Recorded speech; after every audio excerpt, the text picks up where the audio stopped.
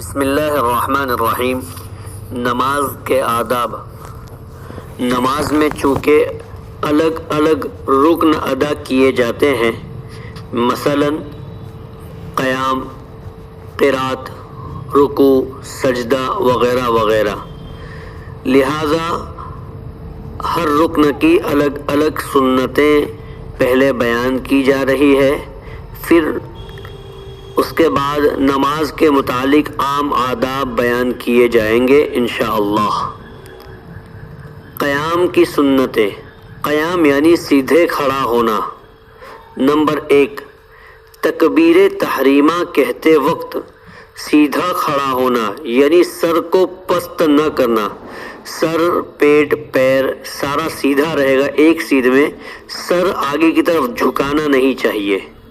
Number 2، پیروں کی انگلیاں قبلے کی طرف رکھنا۔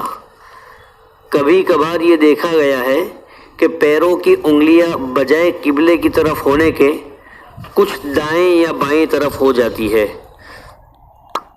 صحیح طریقہ یہ ہے کہ پیروں کی تمام انگلیوں کے سرے قبلہ کی طرف رہے۔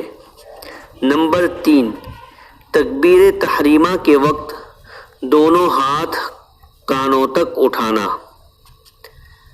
کچھ لوگ غفلت کے اندر دونوں ہاتھ سینے تک اٹھا کر کے نیت باندھ لیتے ہیں، نماز شروع کر لیتے ہیں۔ بہتر یہ ہے دونوں ہاتھوں کو کانوں تک اٹھانا۔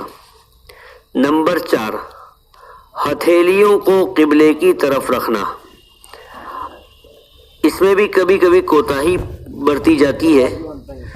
جب ہم تکبیر تحریمہ کے لیے ہاتھ اٹھاتے ہیں تو ہماری ہتھیلیاں بجائے قبلہ کی طرف ہونے کے داہنے ہاتھ کی ہتھیلی بائیں ہاتھ کی طرف اور بائیں ہاتھ کی ہتھیلی داہنے ہاتھ کی طرف ہو جاتی ہے۔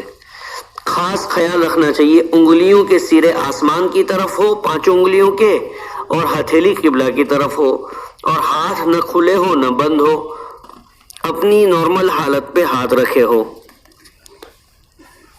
نمبر 5، انگلیوں کو اپنی حالت پر رکھنا، یعنی نہ زیادہ کھلی ہو اور نہ پوری طرح بند ہو۔ نمبر 6، مقتدی کی تکبیر تحریمہ کا امام کی تکبیر تحریمہ کے ساتھ ہونا، یعنی امام صاحب جب تکبیر تحریمہ پڑھیں گے اس وقت ہمیں بھی تکبیر تحریمہ کہنا چاہیے، اور تکبیر تحریمہ سے نماز شروع ہوتی ہے، یہ ضروری ہے۔ تکبیر تحریمہ نماز شروع کرنے کے لیے ضروری ہے۔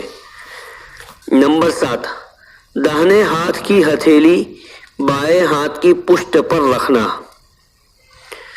نمبر 8، چھنگلیاں اور انگوٹھے سے ہلکا بنا کر گٹے کو پکڑنا۔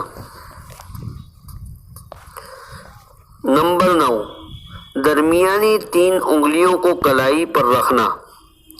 نمبر 11، ناف کے نیچے ہاتھ باندھنا۔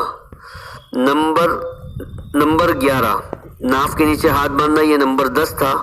نمبر 11، ثنا پڑھنا۔ یہ قیام کی سنتیں ہو گئی۔